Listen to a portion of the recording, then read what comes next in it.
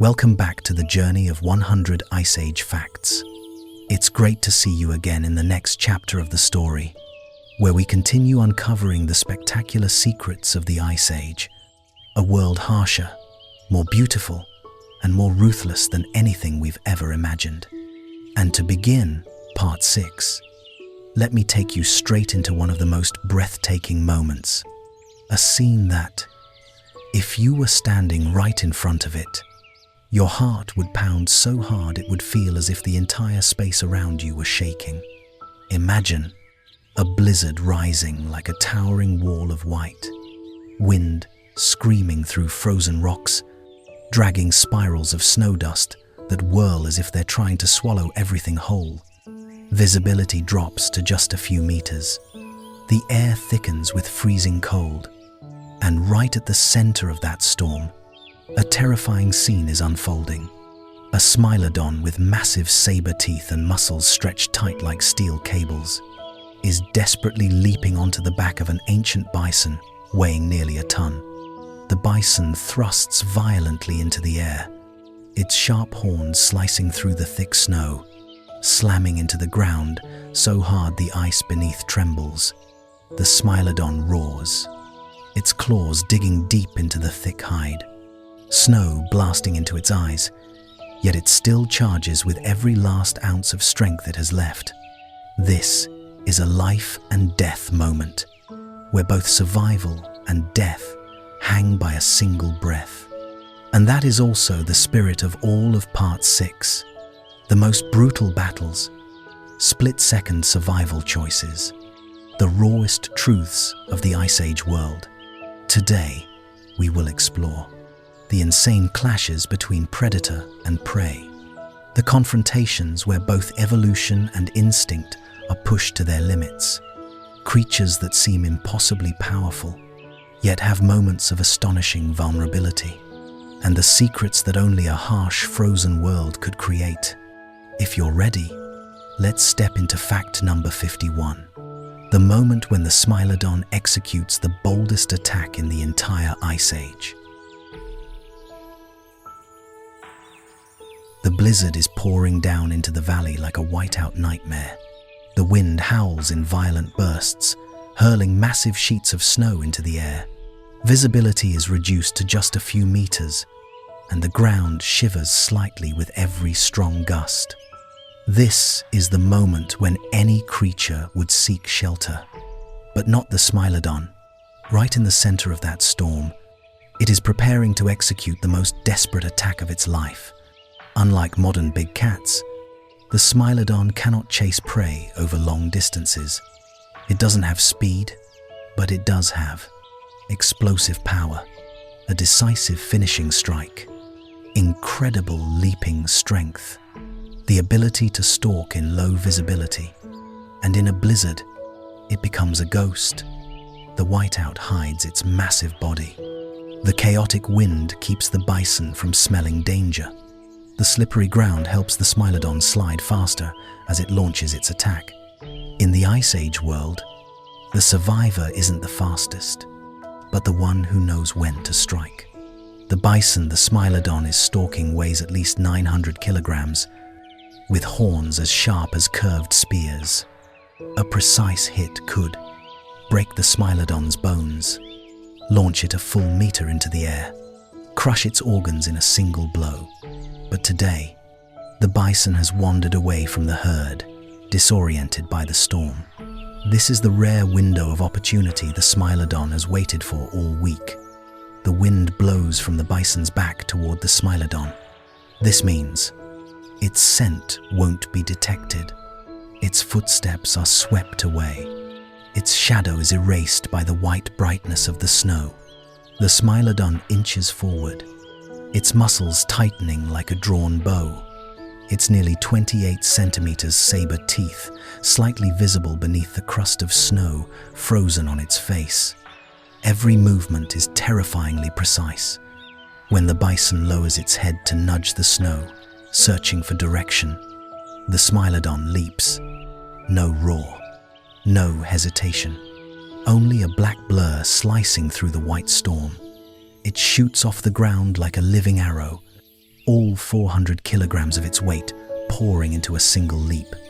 When the Smilodon lands on the bison's back, the impact is so powerful that the snow erupts into a dazzling white explosion.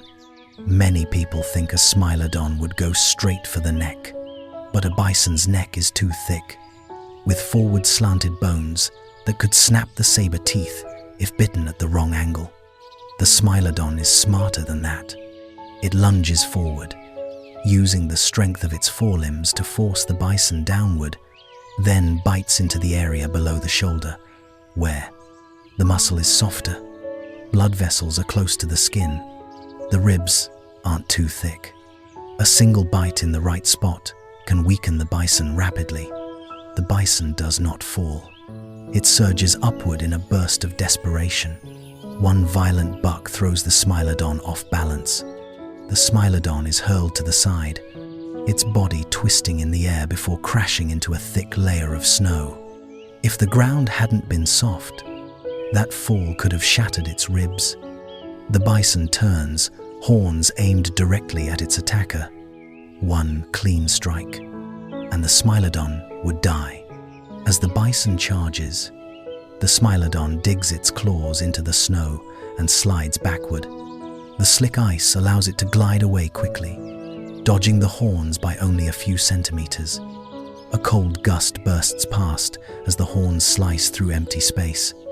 The Smilodon roars, its yellow eyes blazing with primal fire. The fight isn't over. The bison is badly injured beneath the shoulder. It takes a few minutes before the bleeding begins. But in the blizzard, every drop of blood lost takes away a bit of its vital warmth. The Smilodon begins circling, forcing the bison toward an area of thin ice.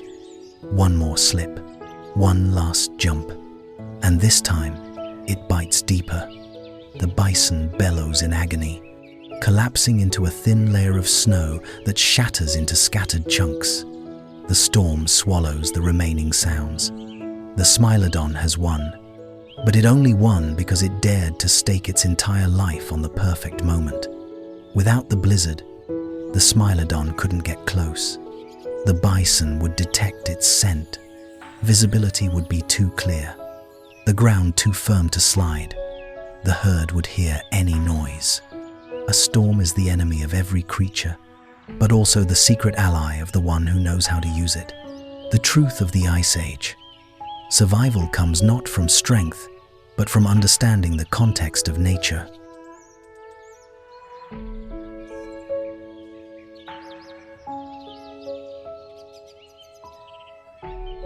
The morning wind is so cold that every breath of the earth and sky feels frozen in place.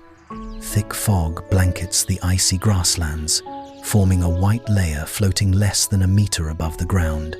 Weak sunlight filters through the mist, casting shimmering reflections on the pillars of crystal-like ice.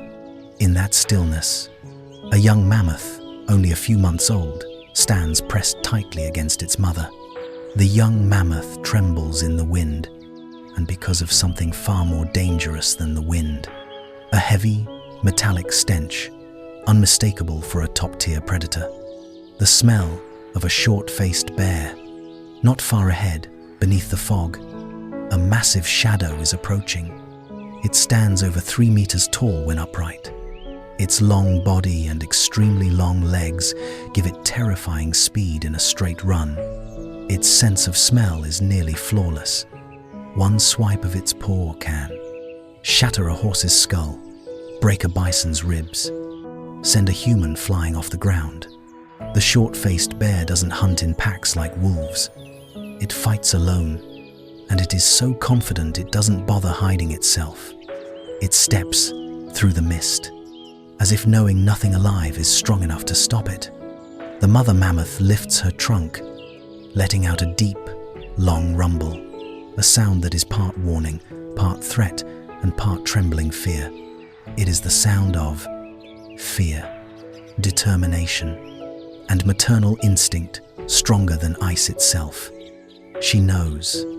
A short-faced bear doesn't chase adult mammoths, but a mammoth calf is the perfect target. And she, the mother, is the only thing standing in its way.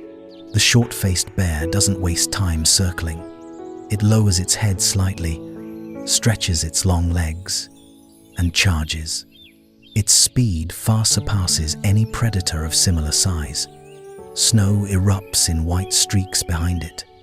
The mother mammoth pulls her calf to the side, using all 6 tons of her body to shield it.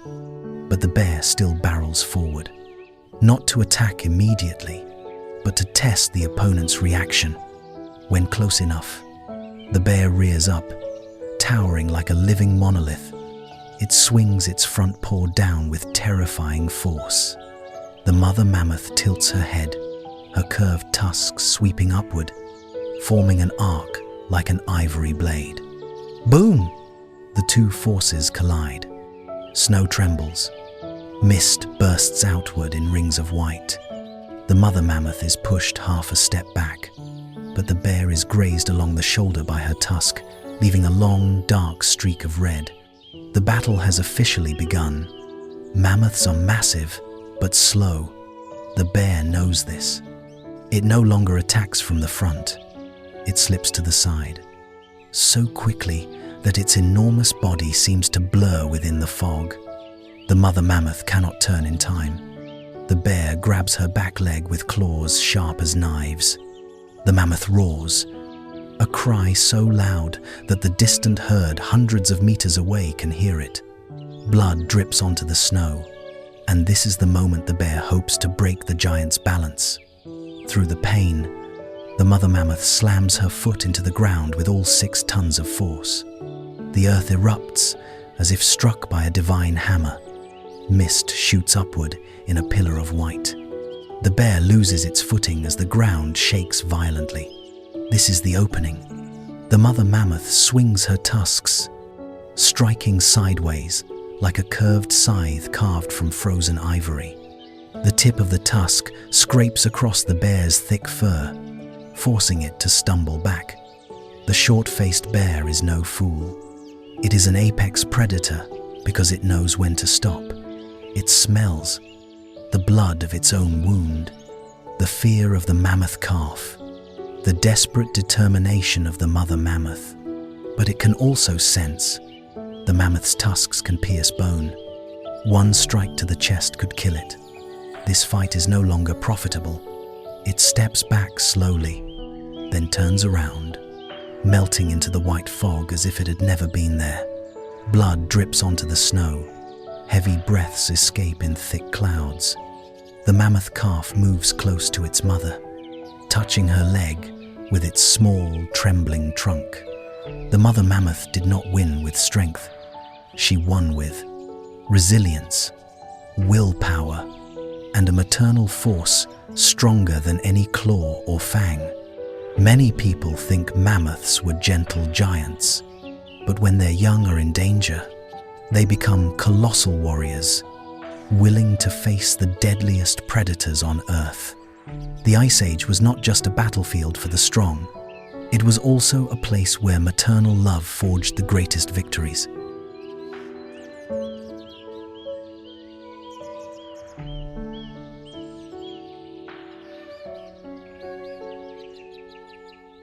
The evening sky falls faster than usual. Snow blankets the tundra so completely that you can't tell where the ground ends and the horizon begins. The wind is gentle, but the cold is heavy like a sheet of ice pressed against every movement. In that absolute silence, an Arctic fox is foraging beneath the soft snow. It doesn't run, doesn't chase loudly. It listens, not with its ears, but with its whiskers and facial sensors, detecting even the smallest vibrations within the snow below. Beneath the 20 centimeters layer of snow lies an entirely different world. Lemmings, young hares, sleeping birds, tiny insects, warm air currents rising from small animals. The Arctic fox senses all of it. It turns its head to the right, then to the left, then freezes its entire body like an ice sculpture. When it hears a sound so faint, it is like a needle falling onto sand. It knows something is moving, a vibration stronger, slower, heavier. The fox realizes instantly, this is not a mouse. This is an enemy. An Ice Age cave hyena is stalking beneath the snow. These hyenas are nothing like African hyenas.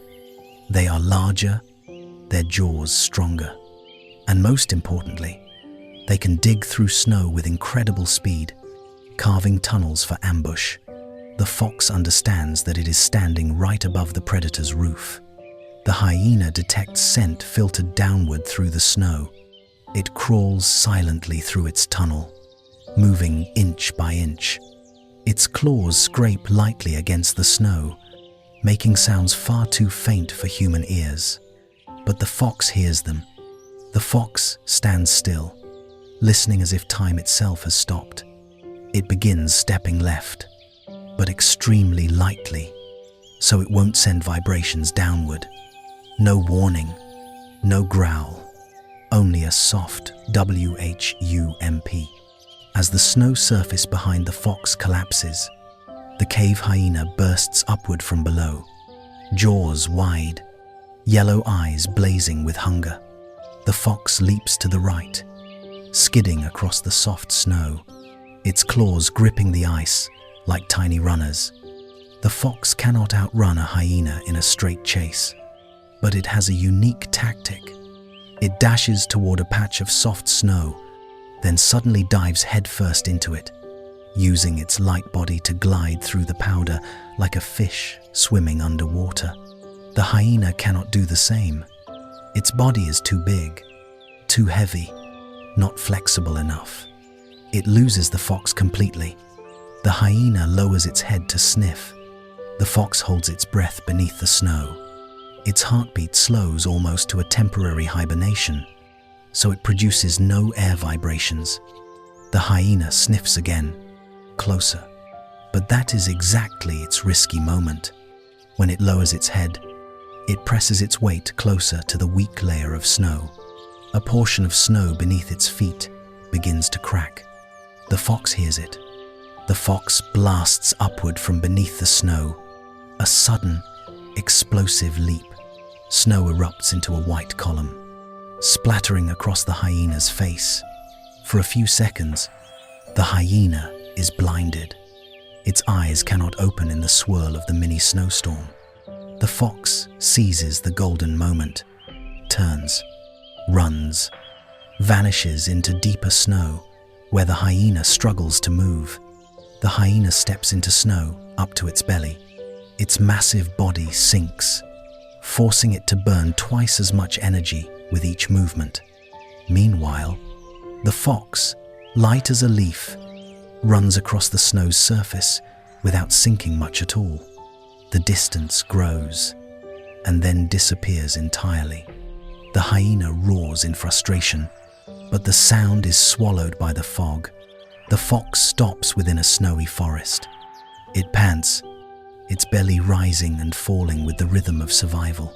But its eyes shine, not with pride, but with the understanding that the snow is its ally. The snow gives it a hiding place, invisibility, long-range sensory awareness, terrain that predators cannot handle.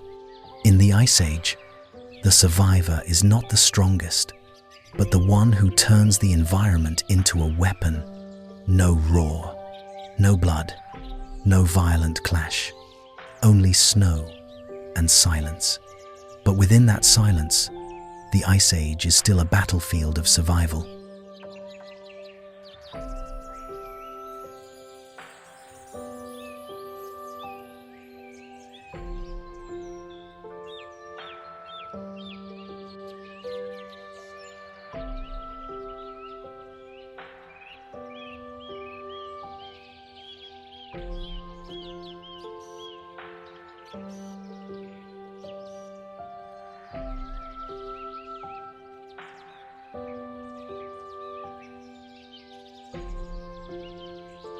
The winter afternoon cast a layer of pale gold light over the icy mountain range.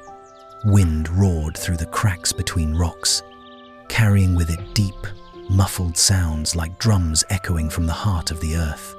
High above, A creature was circling, an Ice Age eagle, the largest bird of prey of its era, with a wingspan reaching 3 meters, talons as long as steel knives, and a diving speed that could exceed 200 kilometers per hour. Below, among the jutting stones, a snow antelope was searching for food in the moss clinging to the rocks. It did not know the sky was opening a shadow of death above it. Its eyes were sharp enough to see the antelope's heartbeat through the movement of its fur, the direction of the wind grazing the prey's body, the perfect landing spot on the jagged terrain. It did not dive immediately. It waited, and in the Ice Age, the one who waits lives longer. 2 rocky ledges sat only a few meters apart. One side was a deep abyss, the other a layer of hard, frozen ice. The antelope chose this spot because there was moss to eat. The wind was gentler. It felt safe, but it did not know this was the perfect runway for an ambush. The eagle saw that, and it changed strategy. It dove straight from the front, the direction antelopes rarely anticipate. The eagle folded its wings tight against its body. Its entire form became a living arrow. There was no whoosh like in movies, only absolute silence, the mark of a perfect assassination. Its shadow stretched across the stone. The antelope saw the shadow, but it was already too late. Only a few centimeters from the ground, the eagle unfurled its wings wide. An aerodynamic effect occurred. Air compressed beneath it, creating a powerful upward push, throwing the antelope off balance. The antelope's hooves slipped. A small stone fell into the abyss, echoing with a chilling crackle. It tried to steady itself again, but the eagle had already reached it. The eagle's talons, nearly 7-8 centimeters long, sharp as forged steel, did not bite into the neck like big cats do. They locked around the shoulders, preventing the antelope from twisting back to counter.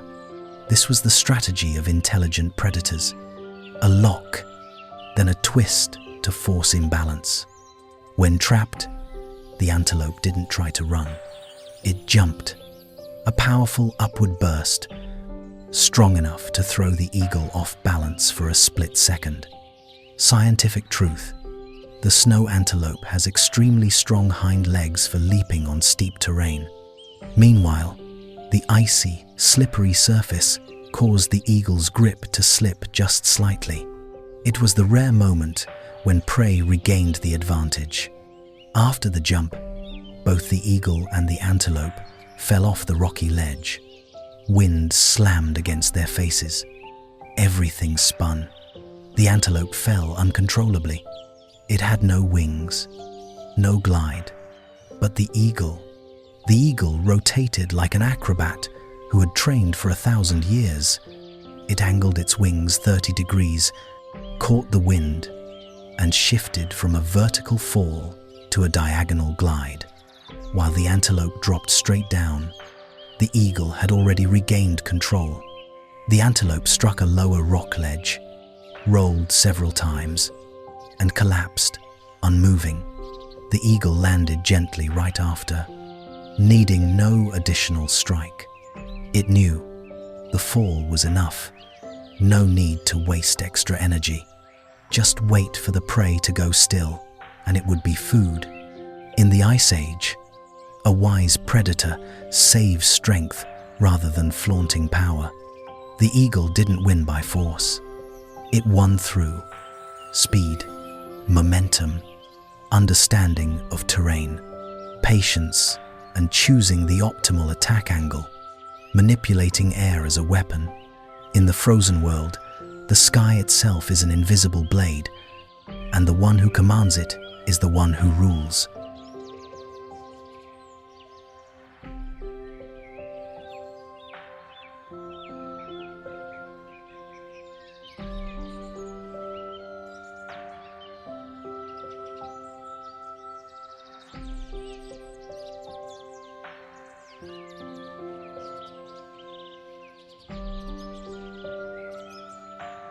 The afternoon wind blew in long streams, rolling thin snow into small swirls that skimmed across the ground.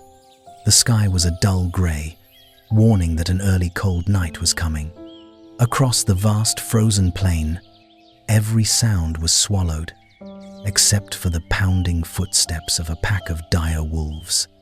And facing them, a fully grown musk ox, weighing nearly half a ton, with curved horns sharp as axe blades and the strength to toss an 80 kg wolf into the air. It was standing alone, no herd, no shelter, and the dire wolves knew it.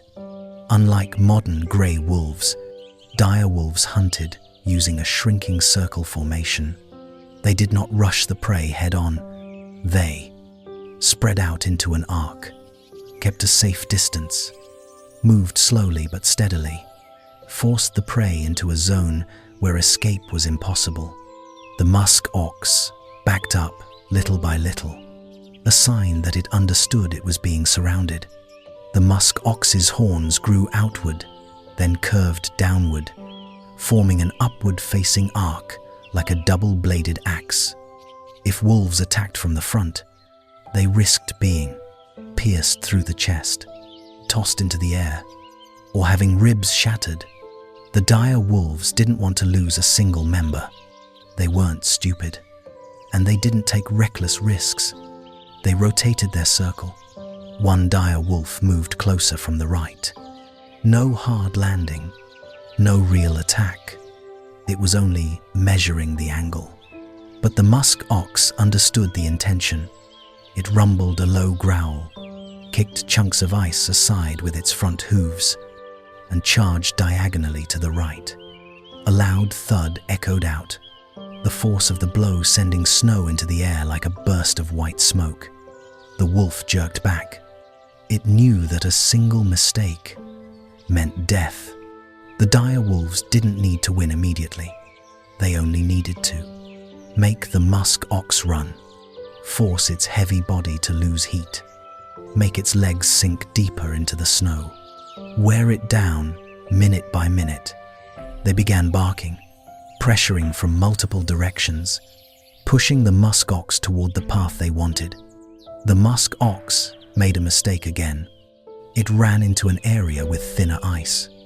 As the musk ox gathered force to run, the ice beneath the snow let out a faint crack, very faint, but the dire wolves heard it. They instantly changed formation. The rear wolf accelerated. The two on the sides closed in parallel. The lead wolf ran backward to guide movement. They didn't need to chase closely. They only needed the bison to put more weight on the ice. The musk ox veered sharply to the right, trying to escape the tightening circle, but that was the weakest patch of ice. Crack! A black fracture line crawled under the snow. The musk ox slipped, fell sideways, its horns stabbing into the snow like two giant hooks. It struggled to rise, but its body was too heavy, and the ice too weak. The dire wolves surged forward like shadows. A musk ox cannot defend itself if its hind legs are taken down. The dire wolves knew this. One bit the left hind leg, one bit the right. One attacked from a 45-degree angle. The last slipped behind to sever the tendon. The bites were precise, wasting no energy. The musk ox let out a hoarse, fading bellow, its voice disappearing into the cold wind. It collapsed fully, helpless. The dire wolves did not win through strength. They won through strategy, a flexible formation, reading the terrain, understanding the prey's instincts, knowing when to strike and when to wait. The musk ox was stronger than any single wolf, but it lost to an intelligent collective.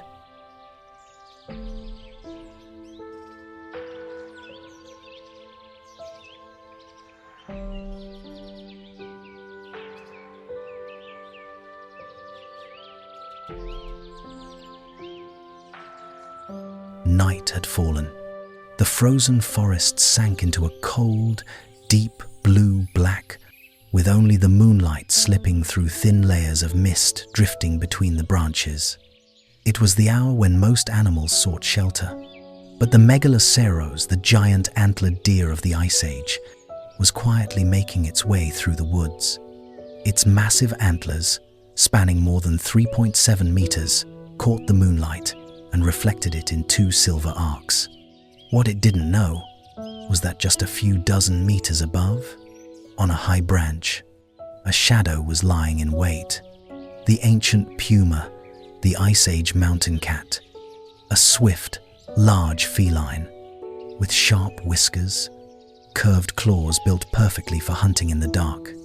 But tonight, it wasn't just hunting a meal, it was hunting a giant. There is a scientific truth. In cold air, sound travels farther but becomes slightly distorted, making pinpointing a location far more dangerous. The megaglaciers heard a rustle. But where did it come from? In front? Behind? Or above? It didn't know, but the puma did.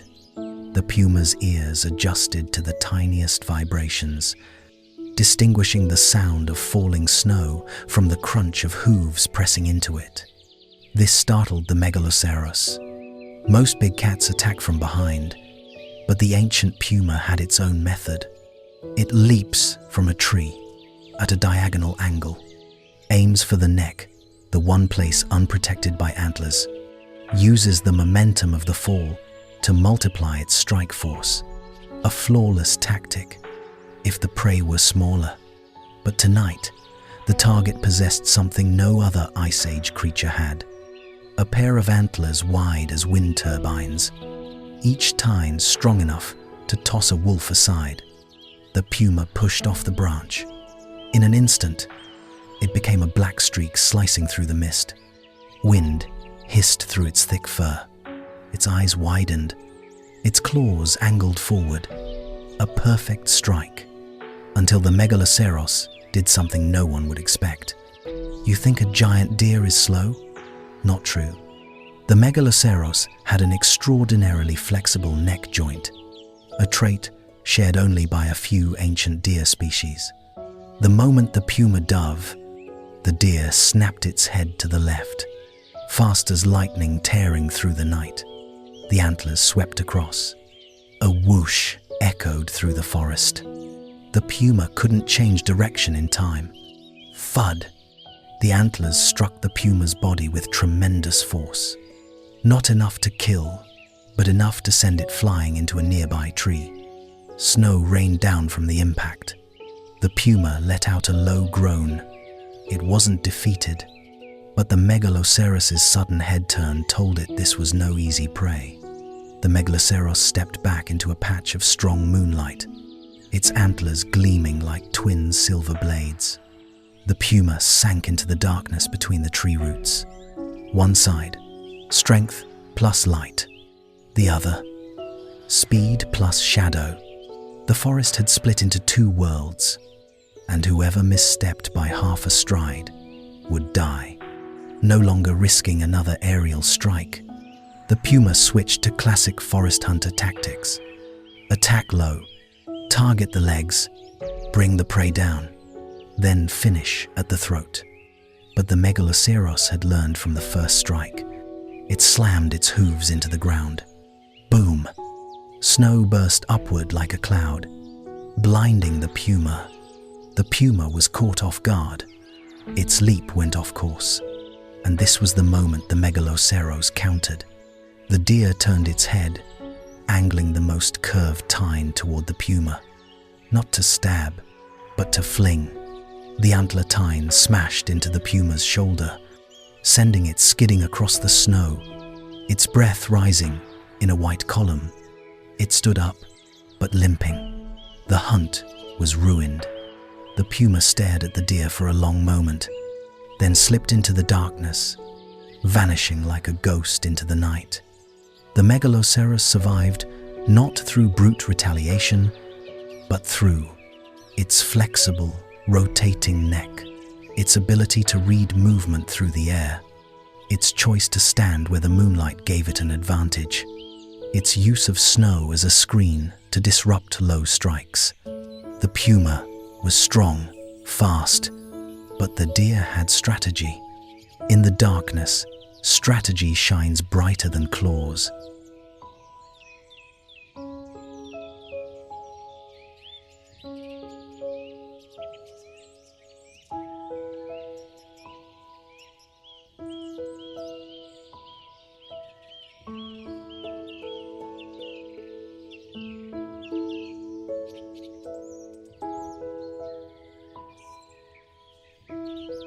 A misty morning.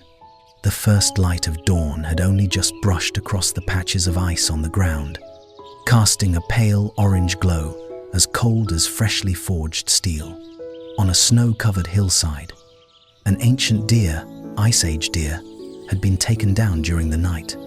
Its blood had frozen into a dark crimson layer on the snow. Steam still rose faintly from the wound in the icy air. But the problem wasn't the deer's carcass. The problem was this. Two different predators had discovered it at the same time. One side, dire wolves, massive ancient wolves that hunted with pack strategy, intelligence, and patience.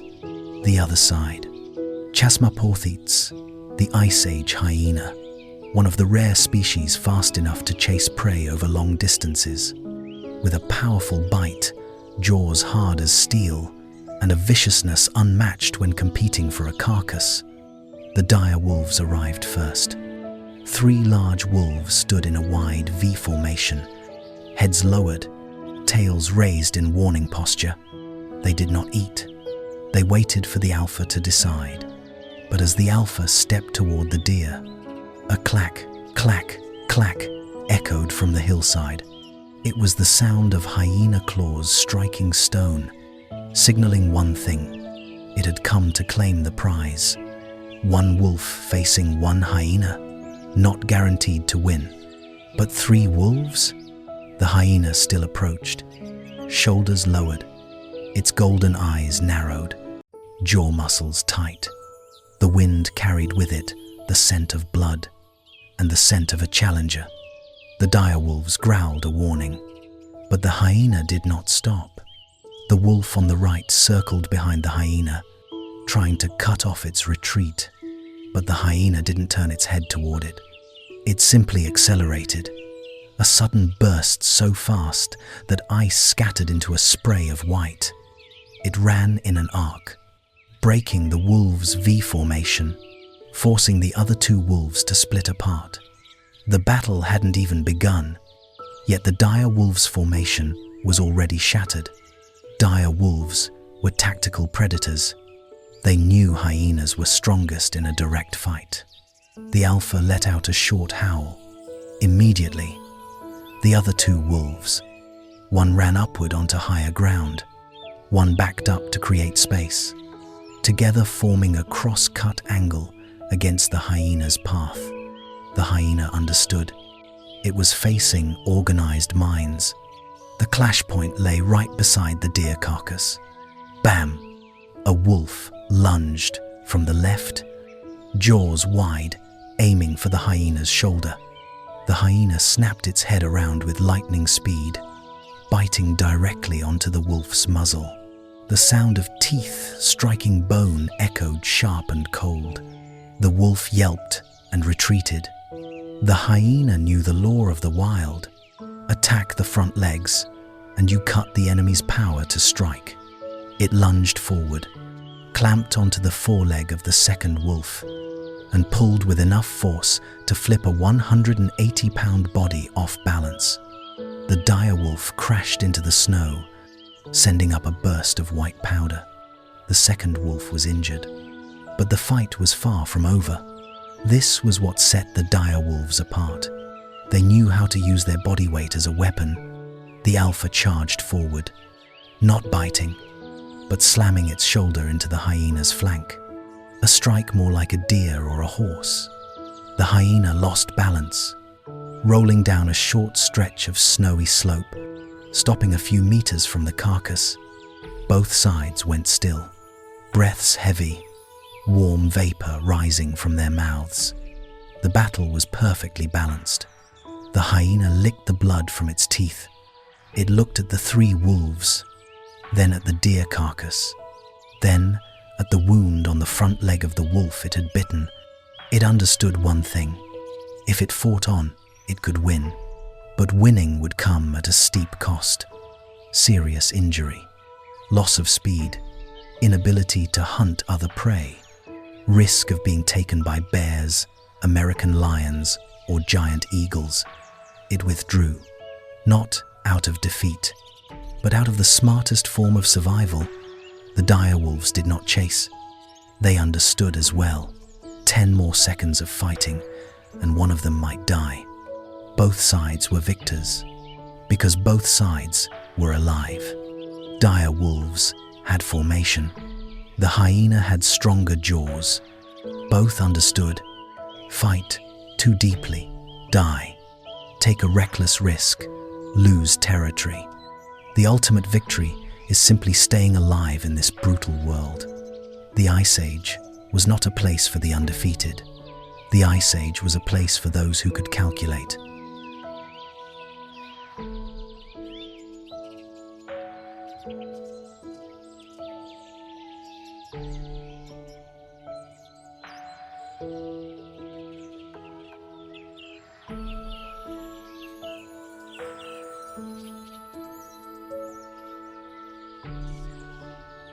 A misty morning. The first light of dawn had only just brushed across the patches of ice on the ground, casting a pale orange glow as cold as freshly forged steel. On a snow-covered hillside, an ancient deer, Ice Age deer, had been taken down during the night. Its blood had frozen into a dark crimson layer on the snow. Steam still rose faintly from the wound in the icy air. But the problem wasn't the deer's carcass. The problem was this. 2 different predators had discovered it at the same time. One side, dire wolves, massive ancient wolves that hunted with pack strategy, intelligence, and patience.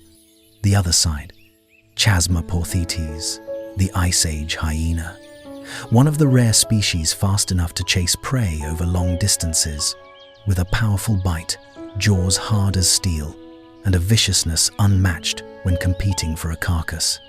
The dire wolves arrived first.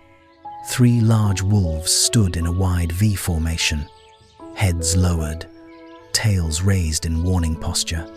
They did not eat. They waited for the alpha to decide.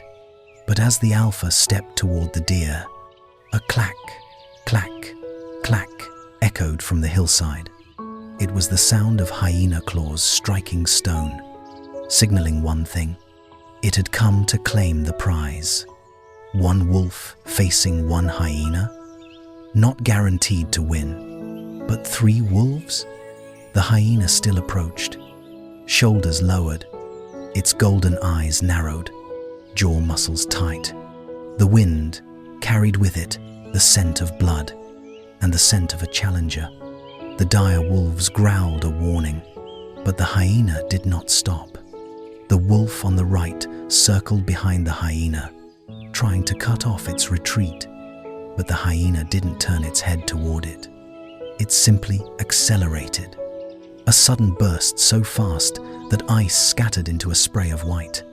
It ran in an arc, breaking the wolves' V formation, forcing the other 2 wolves to split apart. The battle hadn't even begun, yet the dire wolves' formation was already shattered. Dire wolves were tactical predators. They knew hyenas were strongest in a direct fight. The alpha let out a short howl. Immediately, the other 2 wolves. One ran upward onto higher ground. One backed up to create space, together forming a cross-cut angle against the hyena's path. The hyena understood. It was facing organized minds. The clash point lay right beside the deer carcass. Bam! A wolf lunged from the left, jaws wide, aiming for the hyena's shoulder.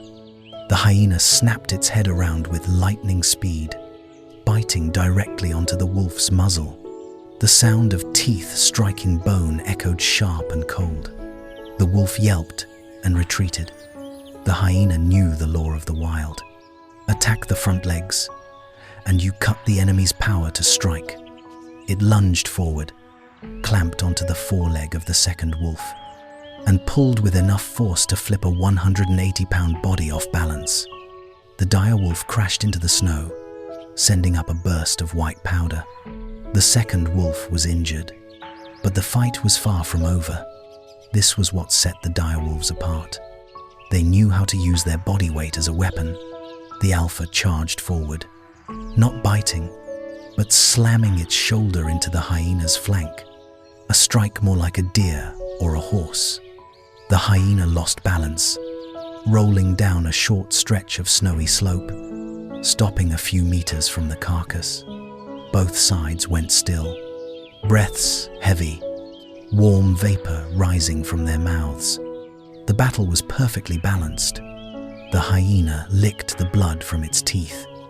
It looked at the three wolves, then at the deer carcass, then at the wound on the front leg of the wolf it had bitten.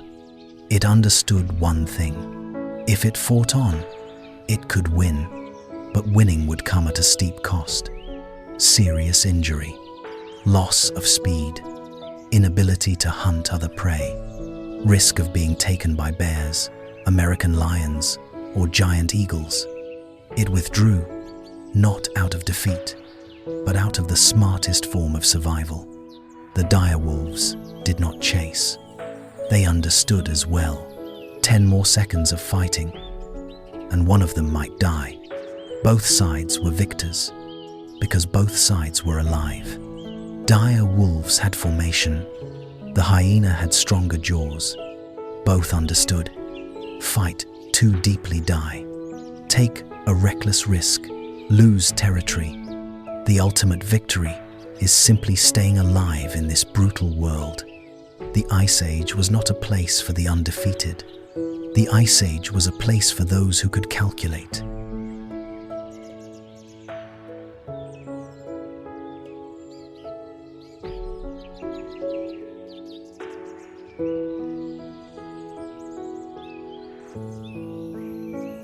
The afternoon was fading. The last rays of sunlight slanted through the dense canopy of the frozen forest, casting streaks of warm orange across the snow-covered ground. A gentle wind blew, carrying the scent of something very important to a dire wolf, the frozen carcass of a small deer, dead since the previous night. A lone dire wolf, separated from its pack due to a minor injury, was following that scent trail. It thought today might be a lucky day, until the ground began to tremble. Boom, boom, boom. A massive shadow blotted out the light. Cave bear. An adult could weigh 900 kilograms. Stand 3 meters tall when upright, with teeth like blades and claws reaching 10-12 centimeters long. And more importantly, it had just awakened from hibernation, and it was hungry. What made the cave bear terrifying wasn't just its size, but its absolute confidence. It walked slowly. Each step sent a deep, drum-like thud through the earth. The dire wolf's fur bristled instantly. It knew one swipe from this bear could kill it instantly. But the problem was, the deer carcass lay right behind the bear, and the wolf desperately needed food to recover. It didn't charge. Instead, it growled low, lowered its shoulders, moved in an arc to maintain distance, tried to apply psychological pressure to the bear. Wolves often used this tactic on other predators, but against a bear, the cave bear didn't care. It gave the wolf only a brief glance, as if the wolf didn't exist at all. That was the coldest warning imaginable. The bear didn't aim at the wolf. It struck the ground a few meters away. Wham! A pillar of snow nearly 2 meters high shot upward like a small explosion. The ground shivered. The message was very clear. Come closer if you dare. The dire wolf stepped back. Its heart pounded. It knew that if the bear truly attacked, it wouldn't escape in time. A dire wolf wasn't stronger than a bear, but it had speed plus intelligence plus agility. It darted in a zigzag pattern, baiting the bear to turn its head. Waiting for the exact moment, the bear shifted its weight to open a route around its flank. The bear roared, turning its back to the carcass. The wolf saw the opportunity. It lunged, but the moment the wolf neared the deer, the bear spun, fast, very fast. Faster than any creature of that size had the right to be. Here's something few think about. Cave bears, despite their bulk, could rotate their bodies with incredible speed thanks to their low center of gravity and powerful neck-shoulder muscles. Puff! The sudden swing sent a blade-cold gust slicing across the wolf's face. The dire wolf dodged by the smallest fraction of a second. A long scratch tore across the fur on its cheek, but it still didn't give up. The bear didn't chase. It simply blocked the carcass with its body. The wolf didn't flee. It circled, pressuring from afar, rumbling with low growls. They stared at each other through the thin mist. Neither moved, neither blinked. This was no longer a physical fight. It was a battle of will. The bear exhaled heavily. White vapor rose from its nose like smoke. The wolf gritted its teeth. After several minutes of tension, the bear did something completely unexpected. It hooked the carcass with its claw, dragging it deeper into the denser part of the forest, where shadows swallowed its massive frame. It didn't abandon the food, but it didn't kill the wolf either. The wolf watched. It understood. The bear had claimed the territory. Now it could no longer contest it. Not out of fear, but out of an understanding of survival boundaries. It walked away, without looking back. The dire wolf was clever. The cave bear was powerful. But the wisdom of both species was made clear. The bear kept its meal. The wolf kept its life. Neither wasted precious energy on a pointless battle. The Ice Age wasn't a place for the most aggressive, but for those who knew their limits.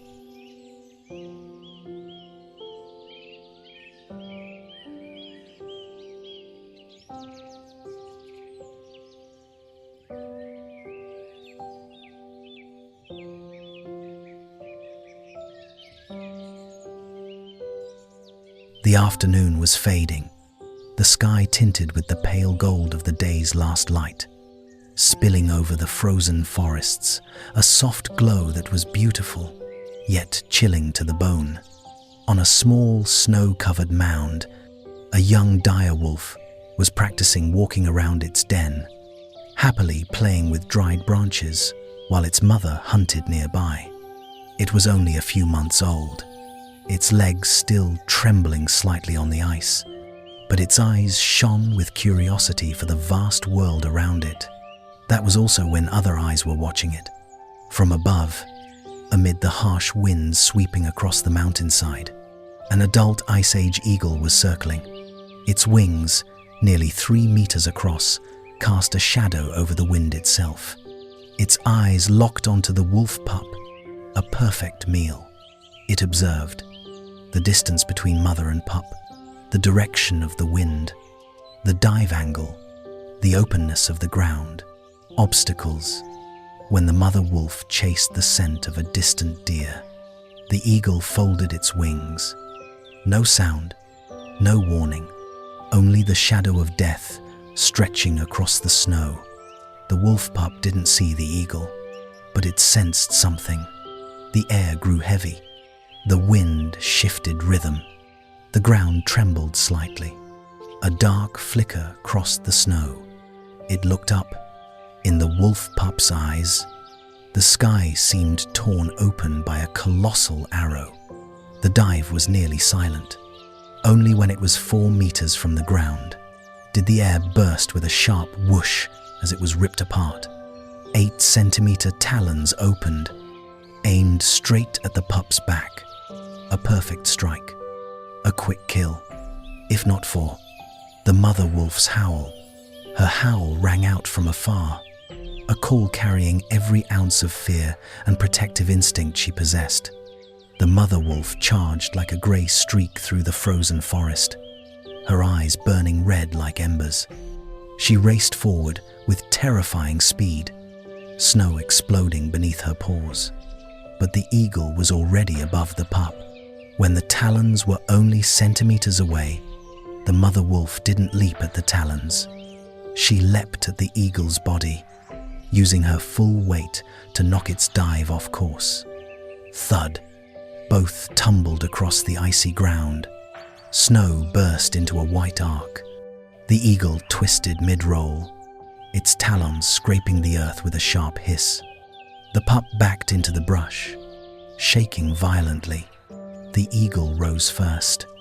It spread its wings wide, beating them once with tremendous force. The wind from its wings was strong enough to throw the mother wolf off balance, send snow swirling upward, cast shadows that flickered between the two creatures. The mother wolf responded, lowering her body, bracing her paws against the ice, using her weight to withstand the gust, growling deep from her throat, sending a threat. The two creatures faced each other. One ruled the sky, one ruled the ground. The eagle struck first, slashing toward her face. Its talons ripped a patch of fur from her cheek, but the mother wolf had already read the attack. From the angle of the wings and the shift of the eagle's shoulders, she stepped back half a pace, then lunged forward underneath, the position the eagle could defend the least. She bit into its leg, not to kill, but to break its balance. The eagle staggered backward. Both animals panted, white breath rising like battle smoke.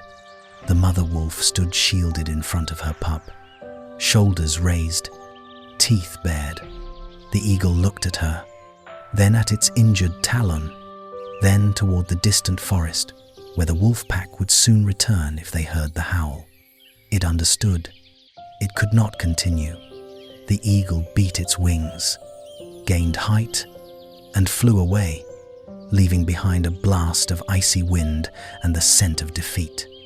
The mother wolf stood there for a long time, before turning to check on her pup. The Ice Age eagle was one of the most fearsome predators to ever exist. It could defeat wolves, antelope, rabbits, even young deer. But it could not defeat one thing: an Ice Age mother defending her child. No creature fights like a mother. No creature is fiercer than a mother. No creature is stronger than a mother when her young is threatened.